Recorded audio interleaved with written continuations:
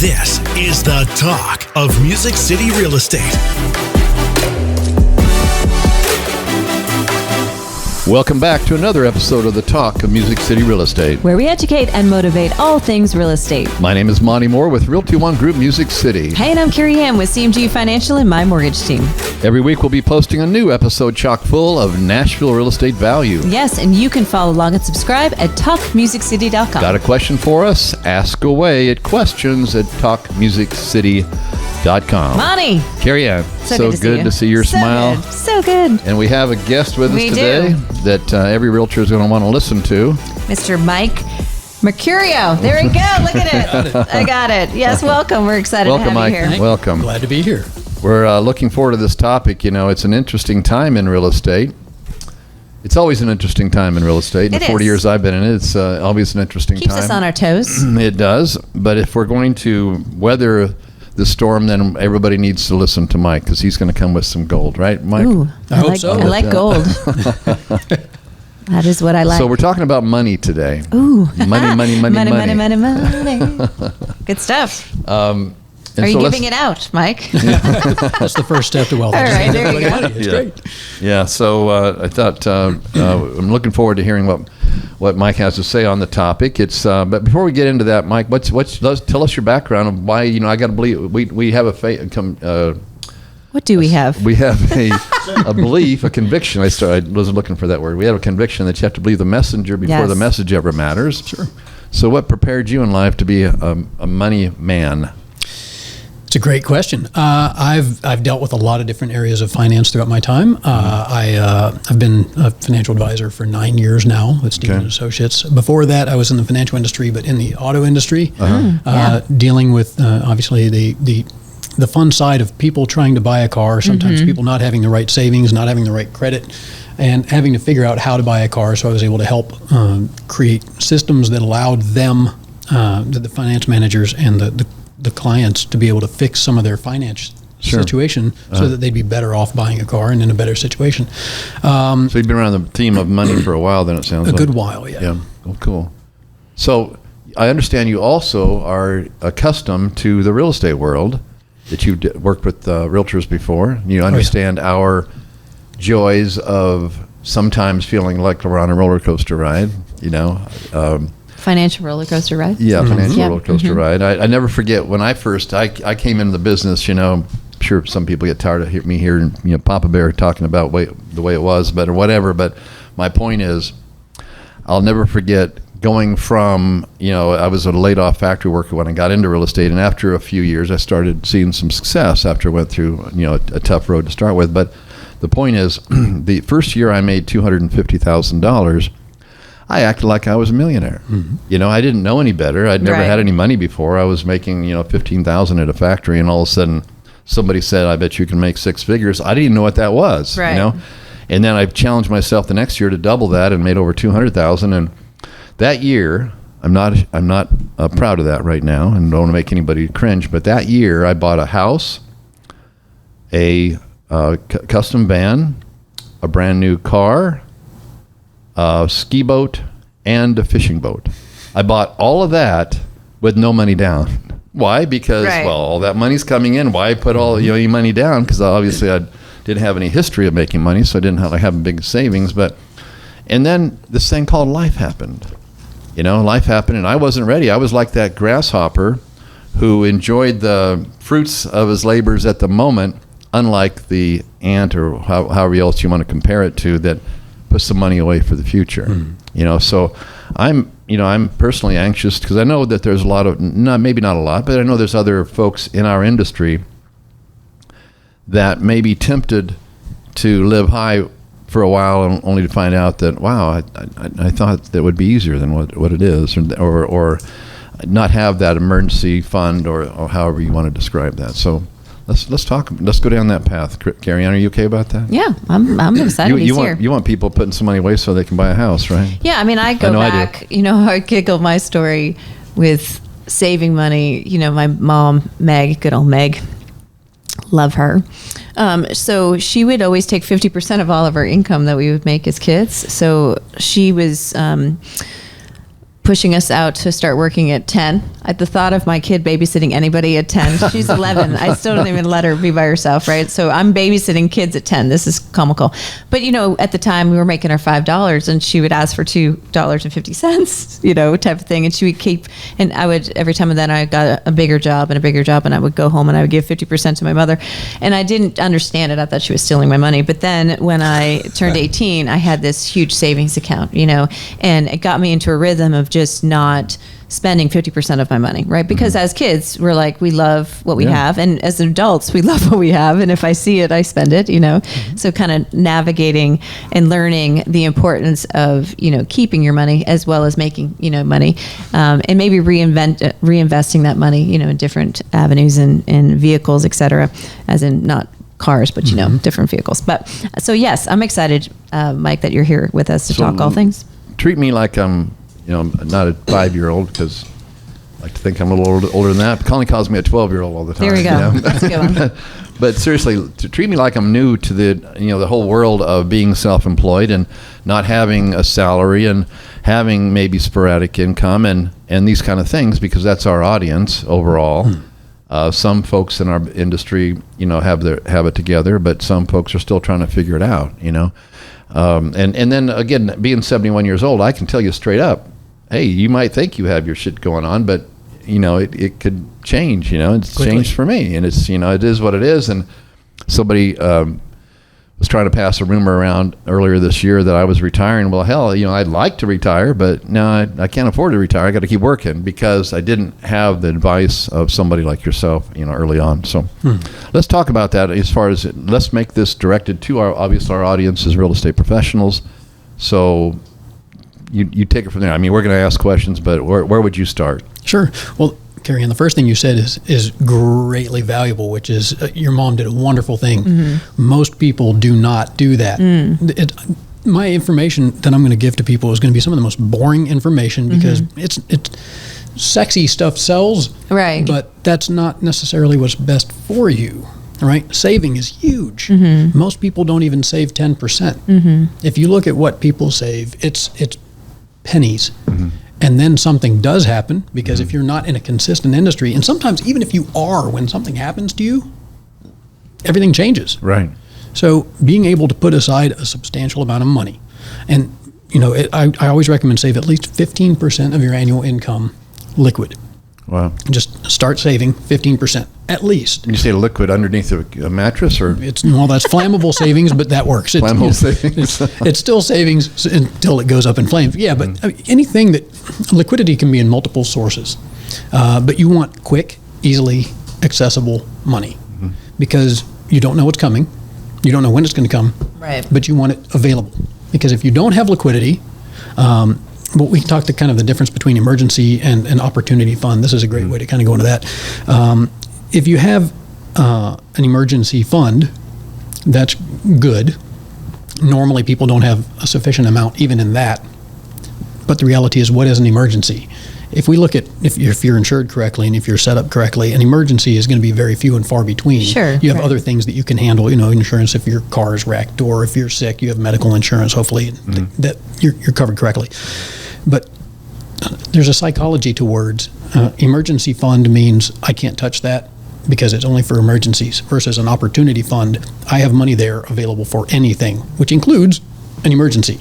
Right. Sure. We have to put the proper definition to words, but having an opportunity fund available at any given time. I like that dynamic of words right off the bat, because emergency, I think sometimes we attract to ourselves who we become, and so part of that's from our dialogue or our thinking, I think, our programming and so forth. So I like opportunity better. Yeah, well, it's words really do mean things. They do. If we put a stigma of emergency fund on it, we're not touching it if there is an opportunity. And if we have an opportunity fund, well, now it's open. We'll use it for anything, including emergencies. So having something. That beautiful Louis Vuitton purse, Michael, is looking at me, and it's an opportunity for me to get the best of the best right there. What do you think?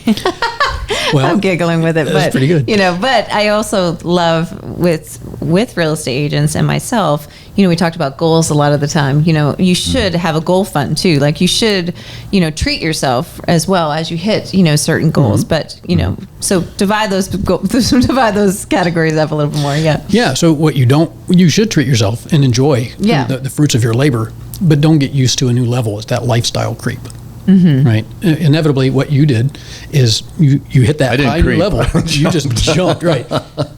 You dove right into it. Yeah. And people get used to this new level. And I see this time and time again, regardless of income level, whether people are making $30,000 a year or people are making $3 million a year. People suffer the same problems. It's just at scale. Right. Sure. Right. That's a good point. Good point. We increase our budget to what we're willing to spend on fun things, whether it's a Louis Vuitton or whatever it happens to be, and income is rising, so we just keep increasing. Sure. And then something happens where income is not increasing, but there's a drop, especially for somebody in this type of industry where it's not always consistent. Right. And they don't like that budget dropping. We're used to this lifestyle. So what do? Right? We have to always try to keep it at a proper level. You should increase income far more than your lifestyle creep. No, because it's hard to go down. It's definitely hard to, level down when you have, raised the bar, per se. I kind of play games in my head, that I don't like to touch this fund or that fund, unless something is there. But my goal is to work enough to allow me play money, and we're in the sales business, right? So you do have the ability to turn it up or turn it down. And again, the market's going to dictate some of that, but I think you're onto something. If you want to maintain the lifestyle, you just don't use yesterday's money. You still have to, strive. Keep building. Yeah, keep building. But stuff. I deal with a lot of folks in not just real estate, but the music industry, and it's really not that much different. Anybody who doesn't have a consistent income where things can fluctuate drastically at any given time, what you need to do is create a budget. Most people do not want to do a cash flow analysis or a budget. I would recommend doing one every 6 months at least. At least do it once a year and understand what's going out and figure out what you don't need to have going out so that you always have some things you can remove if you want. And don't get too used to those things. Don't get too used to everything you have. Always kind of reduce it to, I don't need these things, because salespeople are the easiest people in the world to sell. Right. It's just the way it is. Right. Salespeople are always in the mindset of let's get closings, right? Let's get things done. Yeah. So inevitably, whenever there's an opportunity for them to close on something, they do too, because it's the same mindset. We got to close, and then fall into that. So having a kind of a safety net in your own mind, saying, I don't need to do all these things, it's fine. You should enjoy yourself, but just always make sure it's below what your income is. So creating that budget, understand the needs, the wants, and the excesses. Needs, wants, excesses. Good stuff. Yeah, because I think you're onto something. We shouldn't be spending the requirement money. I don't needs, wants, excess, but the money that is paying the roof over our heads and all the things for the fun, right? We want to make sure that is covered, on a regular basis. And you talked the other day about the all-in-one loan. You have access to money at any time, right? So that's wonderful. And that's the one loan that when COVID hit, everybody stayed above the yellow line. People lost their jobs, but nobody, had a missed payment. Everybody was able to continue to move in a forward direction. So thinking smart too, and setting yourself up for success on the right programs.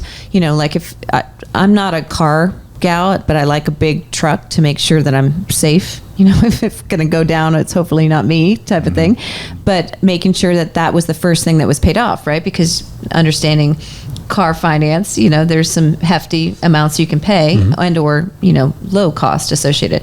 But sometimes we get into these sales jobs and we're like, I want what he has or she has, now we've leveled up our cars and, all of a sudden, and we see it from an application standpoint, $1,000, $1,200 car payments, for folks that, now cannot afford a home, right? Because they picked the car over the home, right? So figuring out the importance of different things as you navigate your budget, I think is key. Carey Ann, if you wouldn't mind, and this may not... Just leave. Would you mind just leave? Just joking.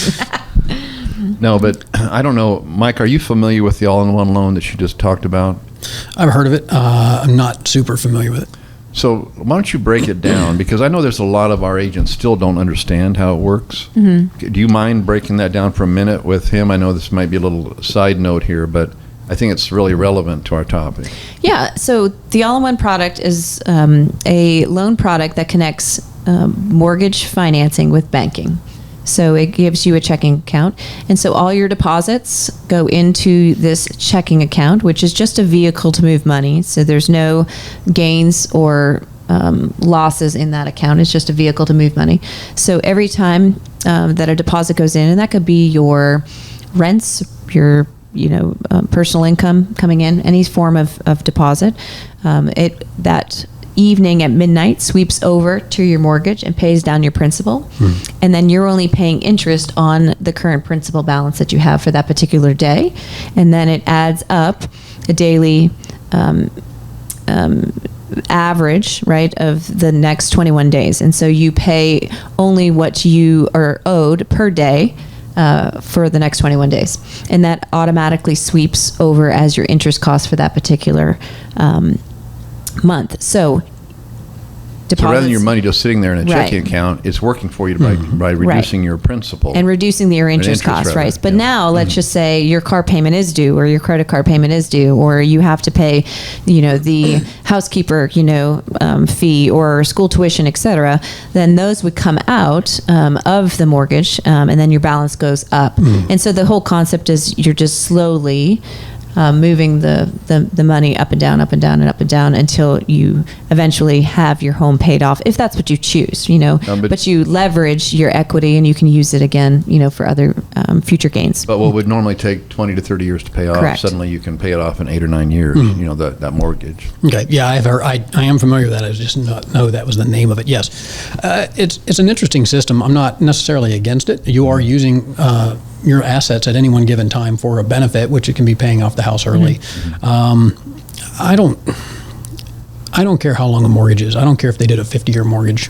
The more free cash that I have, that I get to use to do other things with, that I can make more assets and more money from, I will use that to help pay the interest. So it just depends on what you're looking at doing. If you're going to be savvy with your money or speak with somebody who is, then that's beneficial for you. If it's something that's a great way for somebody just to keep everything in one location and have it working for them at any given time.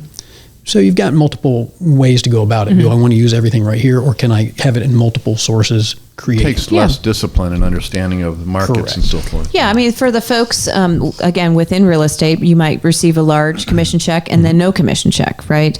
And so also for the folks that make more than they have expenses, sometimes, and if you're very busy, you just have a residual money sitting in your checking account, not doing anything for you. Ideally, you need to move that to a savings account and or reinvest that, right? And have strategy around it. But if you are a busy gal or guy, I find that my income was just sitting there, and not really doing, and not saving. That's the other thing, is not saving me anything either, right? And so in this case, it shifts over, it saves me interest cost, and then I'm able to use the cash at any time when I need it. And I think you were talking about cash is king, and I love that, because I've always been the girl that thinks the world's coming to an end tomorrow. I'm in the mortgage business. I've been doing this 20 years, but it's going to stop tomorrow, type of thing. So I'm always hanging on, to my cash. And so it was hard for me to transition. It took me a long time to get the concept of, I just like to feel it. Like I want my paper, I want to hold a credit report. I want to hold, the physical cash and or see it in my bank account. It just looks better, if I can see it. Well, it's the same concept. You're seeing it. You just see your principal balance of your mortgage going down. And it's working for you. And it's working for you, and you have access to it, at any time. But you also, though, can strategize and use someone amazing like yourself to say, hey, I want to budget so much money and reinvest it. So for me, I shift money here, I shift money there, I shift money here at different locations, but also the extra, I move and I have a budget, what kind of shifts over as well. So you can do it in multiple different, ways, but the goal is to put money away, right? And not to spend it. And then to have your playtime. I think that's key, right? Have your fun money, as well as making sure that you're good to go. But really focus, and you and I see this, right, with all types of real estate agents, that had great months, or they're just got in the business and they came out of the gate hot, and then all of a sudden nothing, and then they have spent all of their money, and now they're struggling, to keep things moving in forward direction. So I think that's the hardest, is the patience, and being comfortable with not jumping into having this good or that good or the fancy house, because what is the fancy house, quotations, if you can't pay for it on on a regular basis, and we never want to see that either. Or can't furnish it. Or can't furnish nice it. Nice house, right? nothing in it. Yeah. Yeah. I mean, and for me too, it's like, if you're going to have this level of home, I don't see inside your home. So you do you for you, but make sure your lawn's mowed. Make sure, that the bushes are up the level, that we all, because we're in a community, of a certain level. So that's the other part too. You kind of forget, you've got to cover the cost of landscaping and the cost of this and the cost of that. So there's a lot of costs. And again, inflation has pushed us out of, all things. I mean, the cost of just eating today is expensive. My kid already spent so much money. I'm like, you've eaten 2 things. It's cost me a fortune, You're still a twig. So where else can we go from here, Mike, as far as, you have some ideas here as far as, strategies, yeah. Well, I find a lot of real estate agents, whenever you find one person in one field, whenever they are familiar with that field, that's normally what they invest most heavily in, right? Real estate agents go back to real estate. Go back into real estate, which is great. Real estate is a fantastic tool. But it's not the only tool. We should not, there's no one hill we should be dying on in the financial world. What we need to be doing is looking at a variety of structures, because when one market is up, another one's likely down, and vice versa. So having your eggs in numerous different baskets is beneficial. We've heard for ages, diversification, right? So understanding the tools that are out there, and having somebody that understands the tools that are out there to allow you to diversify, and again, have it where it can be moved and adjusted when needed, much like the equity in a house. When markets are great and you can take money cheaply and use that money to buy another house, then it's great. But right now, obviously in the past number of years, you've seen a lot of people doing HELOCs, taking that money, using it as down payment on a rental property or multiple rental properties, et cetera. But when HELOCs get a little bit higher, well, it gets less cost effective, right? There starts to be an issue. It eats into what you're trying to create, or makes it just impossible. So having other sources of money that can be used when equity is good, but you can't touch it for high rates, find other sources. So if we can create other sources early on, then retirement's easier. Flexibility is more readily available to you. Liquidity is more available. As you said, cash is king. It's just the ability to touch money at lower rates benefits the person using that money. So giving anybody the tools to be able to use money at lower rates, and again, savings, liquidity, wherever that is. Now, sitting in a checking account, I would not necessarily have all of the money there, because you're not making anything. So that, in that instance, the one. Yeah, all-in-one loan is a great idea, because at least it's working. It's not earning you interest, it's reducing your interest. Correct. So the other option is have it in places that earn you interest, and it can pay the interest you'd be accruing anyway, as well as doing other things for you. So having the ability to move money around.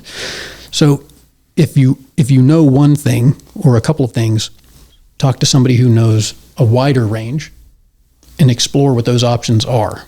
If you're heavily focused in real estate, that's fine, you know it. Do more of that, but also look for other avenues as well. Our firm is a huge fan of real estate. We use real estate frequently. I have multiple rental properties. It's a very useful tool, and there are different ways to get it and different times to get it, but there are also times to not be messing with that, right? Let's put that aside and let's look at other avenues. We have to have a wide range to pull from. Yeah, I mean, you're talking to a realtor and a mortgage person, by the way. Just keep that in mind. It's always good to buy and sell a house, right? Yeah. I'm just kidding. But the other part too, sometimes if you don't ask, you don't get. And so if you have your money even in your basic savings account, which is fine, they may only be paying you blank because that's what they're offering, unless you call them and say, hey, Johnny down the street, is getting a different interest. I'd like to keep my money and my relationship with you.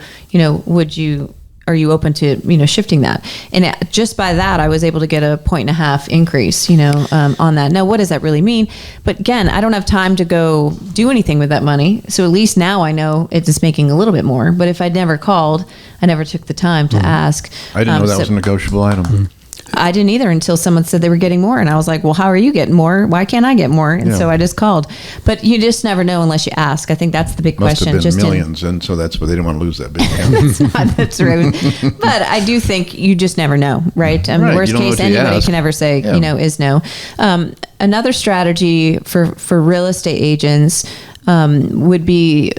would we go into looking at, again, depending on our income levels, would we look into IRAs? Would we look into something of specific, money markets or certain specific strategy on that? Or are you talking about strategies where I'm investing my money in this good for future gains of sale?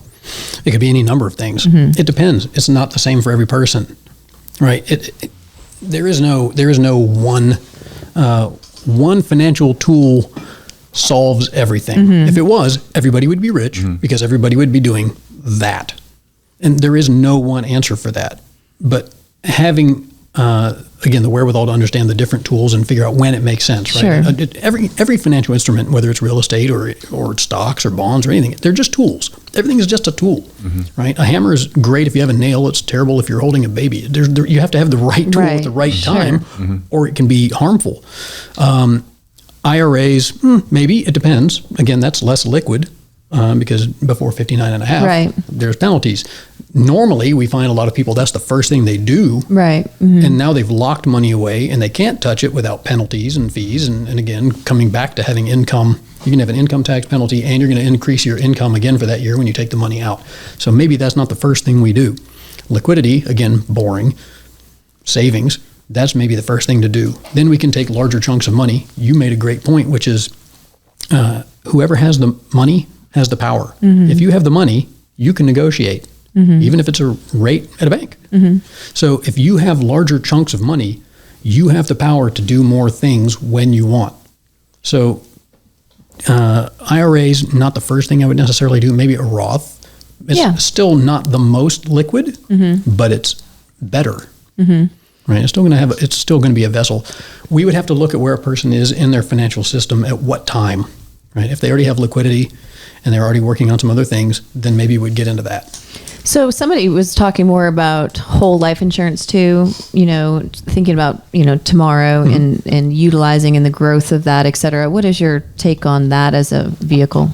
It's a tool, and if used correctly, it's very, very valuable. So if we're looking at alternative equity structures, right, a whole life policy can be looked at and explained very simply, much like a piece of real estate, right? When you buy a whole life policy, you're going to have first off, life insurance is the largest tax-free asset a person can own. Right. I was wowed after I experienced it. I didn't know that. Yeah. So after my dad died, I learned that. So if we think about financial leverage, the goal is take the least amount of money to create the largest amount of money in the shortest amount of time. And if you want money, do you want it taxable or tax-free? Right. Free. That's right. Nobody really likes taxes. I haven't found, even IRS agents don't like taxes, right? So it's the largest tax-free asset a person can own. And most people understand it only as if I die insurance. Right. But as you mentioned, it's a whole life. Whole life can be used in multiple ways. It actually creates an equity structure within itself. You can use it today. So an example, say a 30-year-old person can get $1 million life insurance. This is just an example. Depends, depending upon numerous things. Disclaimer. Yeah, right. $1 million whole life policy, and their payment is $7,000 a year. Okay, well, where can you find $1 million tax-free house for a $7,000 a year divided by 12 mortgage? Right. So you're putting money into this, which is going to create protection. So we now have a bond structure that protects. In case something happens to you, you're now helping out your family for income replacement and everything else. Because that's what are we doing? And some of us, and you may be like this, hopefully we've built up something that they're getting something, different, not just dollars, but some of us are deciding to have a voided check or what did you call it?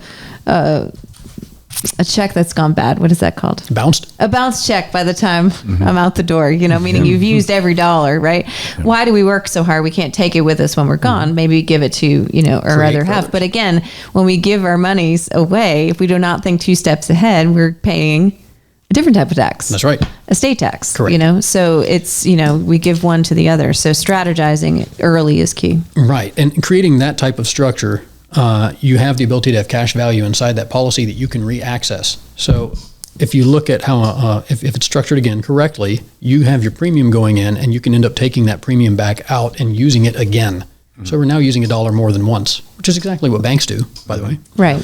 So I actually have one of my rental properties I've bought with cash value out of life insurance, because when mortgages are 9% and HELOCs are 9%, again, it's the market is the market. Right. We can't change that yet. But if I can get my money at 4% and I can write it off as a business loan and I can use that money to get another piece of property, I've now created an additional leverage source. Right.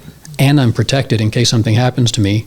So we have multiple ways to use dollars. And again, if we look at a full financial structure, we should have numerous things in place to create that. And that is a way to do it if done correctly. And I see a lot of people doing it incorrectly, but there are ways to do it correctly. Yeah. And I think working with true professionals, asking lots of questions, I think early, is important. But I think you're onto something, just with real estate agents, saving the dollar, not immediately spending it. I also think reinvesting things into yourself so you can gain traction and grow within your business, I think is important too. So having that bucket is really key. That bucket, in my learning, has been, that's another 10% you should be considering as far as your growth, your knowledge, your education, and so forth. So that's something important to pay attention to as well. Yeah. So I know there's no blanket formula, Mike. I get that, but is there? Let's say in a scenario of there's a 40-year-old who's got $100,000. How would you allocate that? And I know everybody's different. Some people need more insurance. Some people have other debt they need to pay off or whatever. I get that, but is there any sort of simple formula that you can share with people that they ought to be looking at? Does gold and silver fit in there, or is it really just looking at the individual and seeing what their goals are, where they want to go, how soon they want to get there, what their needs are that they don't already have taken care of? I mean, how do you explain that to somebody new to the idea of being financially sound? I would love to give everybody an easy button. And that would be that one single structure. Again, that one tool that everybody hits and it works. If somebody is out there pushing the easy button, I'd be wary. And if I were to come in and go, here's what you should do for every single person, run. Yeah. I don't know without seeing the person's financial. Yeah. Okay. It's impossible to know without really sitting down and looking at what you have, because you are a unique individual or a unique family with unique circumstances, and we have to prepare accordingly. It could be any number of things, but again, once it's put up and understood, we create financial models so we can see every single thing in a person's financial system all in one place, which is normally the first time that anybody ever does see everything in one place, which is unfortunate. That's something that people should be focused on all the time. Right. I want to see everything and understand what's going on in my financial world. So when you see all that, now we can start seeing where there's weaknesses, where there are strengths. Play to the strengths, fix the weaknesses. Cool. I mentioned gold and silver a minute ago. Are you a believer in that or not? I was told to buy the actual, the real thing. stuff. Yeah, that you can control. What are they called? Bars. There you go. I was told to buy the bars. Or coins for the rest of us. That's right. Got to bite it, make sure it's real. Yeah. I'm not against it. It's a thing to do. With anything, you have to be able to liquidate it. Right. If you have. Right. I think it's just one arm. Right. That's for if the world does come to an end. Then we have a pretty. But you can't spend a bar. We have a pretty hunk of gold. You have to bite off a chunk and it's like, we buy the guns for if the world's coming to an end. I'm like, everyone's dead at this point. What I don't understand, I'm very questionable on all the things, what I hear. So, but I have my gold and I have the so-called gun. I don't know. I'm so sorry. Well, I think we have to. My food. That's part of your diversification, though. Is the food and the water and the gun. I've got the food and I got the water. I got a gun that I'm not going to touch, by the way, except for the squirrel gun that I'm supposed to just hold, and just in case somebody comes, I'm telling too much information as the person listens to the podcast and comes in my home, but I'm supposed to take the laser of the squirrel gun and I'm just supposed to look at look you in the eye and be like, get out of my house. And that's all I'm supposed to do because that's all I know how to do. Well, now they know you have gold too. So now I get, now they're going to come in knowing that all I have is a squirrel gun with a laser and a bunch of gold. Doesn't know how to shoot it. Which I don't have the gold. I have the chocolate gold nuggets that my daughter likes to get into. So too funny. Gold foil. Gold foil. Yeah, there you go. Yeah, I think it's anything that's it's an asset. Yeah. And if you understand it, you can use it. Of course, just like anything else, there's a cost to obtaining it. Sure. There's going to be a fee, typically. And if you want to liquidate it, there's also going to be a fee. So you have to calculate that against what its growth is as far as value. But it is an asset. Yeah, and you know, some people too buy. I've got a buddy of mine, and he's got these beautiful Rolexes that have only grown. You know, again, it's an asset, right? And plus, it's a love of his. I also see, you know, certain cars, you know, that grow. Mine not so much, but certain, you know, vehicles that just, you know, keep their value there. You know, so you're right. You know, there's different types of assets that make sense for, you know, different day. Different people. One of your notes here I really appreciate. It says exit strategy is more important than entrance. Oh yeah, that's a good one. Can we talk about that? Sure. Because I'm nearer the exit than the entrance. Yeah. You probably didn't notice that. Well, you never know. You might do this as long as possible. Well, I plan on going to triple digits, no question about that, Lord willing. But I'm just saying, you know. Yeah. So it's not, if you think about us as children, we're really good at getting into things. Our entire lives, especially young boys, always getting into trouble, right? It's never getting into good stuff. It's getting into trouble. It's because it's really easy to get into things. But think back, it was hard to get out of trouble. Once you're in it, you're in it, right? There's a whole lot less exits than there are entrants. So again, understanding and planning early for an exit gives you the ability to see where you can get out and how you can get out before you even get in. We plan exit first. Okay, here's where you are now.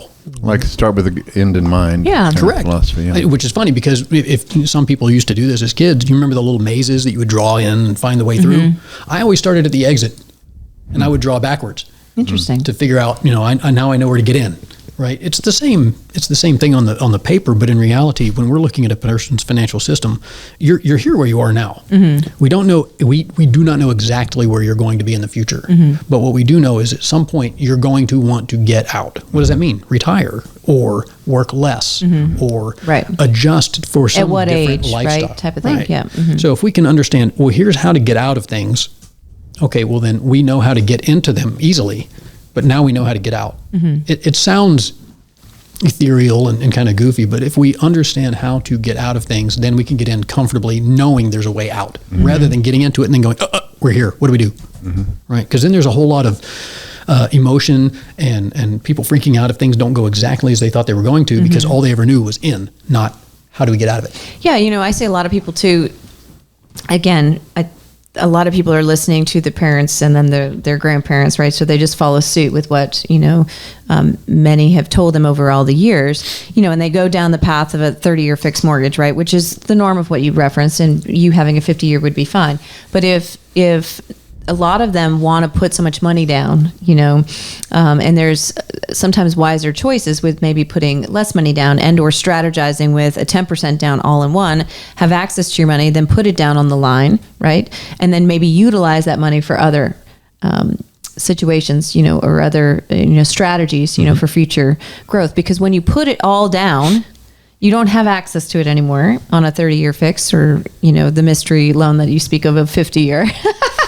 Unless you do a refinance cash out and or an equity line of credit, you know, later on, right? And so again, that follows prime, which you were just talking, you know, 8.5, you know, and if usually there's an add-on, which you could then be in the 9s, you know, at that point. So that's a different, you know, strategy than what you're working off of, where you've been able to pay it down. But what if a great opportunity crosses your path? You have access to pay for it, you know, tomorrow, you know, with having that flexibility and that equity gain that you had. So lots of different ways to look at things. And I also think it goes back to comfort, right?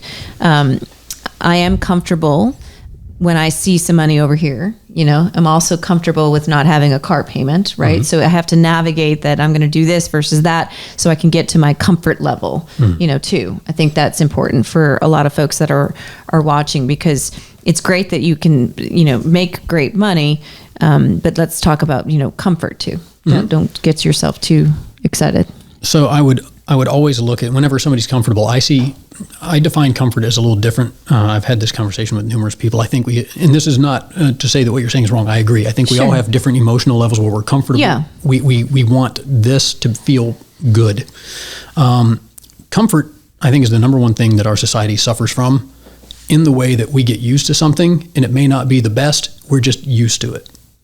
Okay. Therefore, challenge comfort to say, what if there's a better opportunity?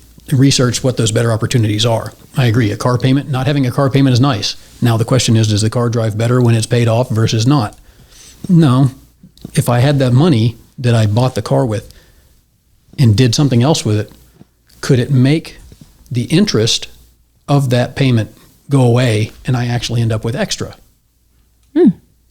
Which is why, and when I said the 50-year mortgage, all I'm looking at is how can I free up cash flow? The more I have, again, the more power I have. You really want your money working for you. Right. Always. You're not so stuck on the... I'm more concerned I'm not going to make the payment on time.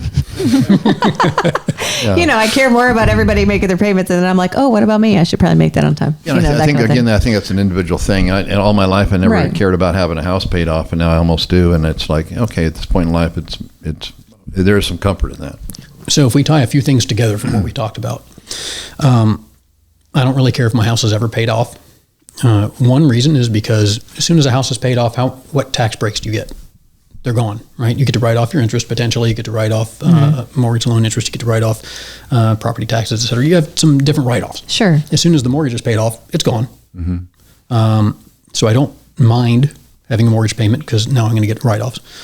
Additionally, I don't care if it's ever paid off because I have money working for me to make up the interest on that payment because I'm using that money again and doing something else versus it all being tied up in bricks. And how do you get it out of the bricks? Refinance it. So that you're going to have a mortgage or something anyway, home equity line or a mortgage again. So having, again, freedom there. Everybody that I talk to, ultimately in their older age and retirement age goes, I'm going to leave my family, my children or my grandchildren, my biggest asset. And everybody says the biggest asset is normally their house. Home. Right. Well, how many people move into their family home? Right. What percentage? Yeah. Almost none. What do they want? New. Equity. They want money. Yeah. They want the money, not the house. Or the new house. Yeah. Right. Well, the money can Take the provide equity. the house. Yeah. Right. So inevitably they sell the house anyway for whatever the difference is. But again, if we've created a proper structure with protection and everything, you mentioned whole life, if we tie that into it, if they get a tax-free asset, can they pay off the house? Yeah, for sure. Okay. Can they sell the house and not worry about paying it off and just have cash? So again, creating a proper structure that looks at everything allows us to adjust accordingly. I don't mind debt if it's used correctly and if it's managed properly. Yeah, and I think leveraging, your assets for future gains, I think is key to that. A quick way, for the folks that are listening that do have a 30-year fix, I mean, even if you make one extra mortgage payment a year, you're going to be working for you. The only reason why I would help them lessen that is because not everybody can go get another mortgage. So they need the cash to be able to have a down payment for their next, right? And some people don't have extra money just sitting around, right? I mean, this is a unique year. We're calling it 2024, and then you add the adjective to the beginning or end of the year, right? And so some people are just trying to stay above water, and so strategies just to continue to move us in a forward direction, I think is also key. And then take the money that you might be gaining with paying down your mortgage and then utilizing that for another gain, as in down payment on another house if you do qualify, for that. So are you suggesting, Mike, that the person be disciplined enough to move that around themselves, or do you have a service that does that for them, or where's the, in realistic terms, how does somebody do that in a disciplined fashion? Well, I like the idea of maybe, utilizing the money to offset the costs and so forth. I get all that. But that does take somebody who's got that ability to focus and be disciplined in that and not go buy that Louis Vuitton because there was happened to have that extra grand in your pocket at that moment, you know. They're more than that. You can Last get, one I bought you was can get a pair of socks. It's fine. Too funny. Just joking. I mean, I don't know, you know, but. So I would love to teach everybody how to fish.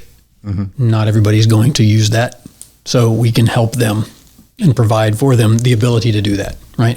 Everybody's to a different degree. Mm-hmm. Some people, when they learn the things that can be done, dive into it. Mm-hmm. I didn't know what I didn't know. Right. And when I found out and when I started understanding all this, and I love puzzles, I'm diving into it and figuring it out. Yeah. Not everybody's like that. That's okay. Mm-hmm. We're around for those people that aren't like that as well and can help them to those different degrees. It really depends on what a person wants. So, yeah, and I think you're so true. I mean, people go to the real estate agent professional because they know all things, you know, about the real estate, mortgage professional, you know, and again, what am I going to do with all this money that I've made on a great year? Or, you know, how do I save the money or have the money that I have worked so hard for to make me more money tomorrow is kind of what you're there for. So Mike, when you say we, can you give the audience some connection to how they can find you if they've heard some things that sound interesting and worthy of a conversation with you directly? Sure. You can email us at info@sandawealth, S-A-N-D-A wealth.com. You can email me personally at michael@sandawealth, that's M-I-C-H-A-E-L.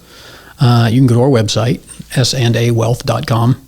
And find us there as well. And there's a spot where you can request a time to sit down and talk. Mm-hmm. So those are easy ways to get a hold of us. I just want to make sure people are getting that. SANDA wealth.com. Yep.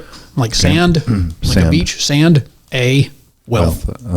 That's easy way to catch it. Well, it's been really interesting. You bring up some great points, and it feels like, you know, I always like to believe people who are practicing what they preach, you know, and it sounds like you know what you're talking about. Mm-hmm. I think Jim might have been right on of recommending you to come on here. Finally. There we go. Finally. Yeah, we're grateful that you're here, and it reminds us, you know, it reminds me, you know, we have to sharpen our pencil, kind of get back in, as in I can start to maybe manage my money a little bit different, you know. So. Carey, and you're really blessed to have Meg, you know, get you that mindset and build those muscles early on. You know, that's really a blessing. Shout out to your lovely mom. I'm trying to do that with my daughter, but she's not. Although she works for $5 an hour at my office, and she asked for a raise the other day. She says she works really, really good. She deserves a raise. Good for her. I love it. Sure, you never know unless you ask, right? So there you go. There you go. Earlier. We just talked about that. So this was really good. Thank you so much. Thank you, Mike. How does everybody? You talked about sandawealth.com is how to get to you. So and your phone number is 615-828-7677. Is that okay to share? Sure. 615-828-6767. It's my cell phone. I don't mind talking to anybody. Yeah. If they have questions, I'll be glad to talk to them. That is wonderful. Awesome. Well, thank you for being here. Thanks for sharing all your great nuggets. And we look forward to having you all join us again. You've been listening to The Talk of Music City Real Estate.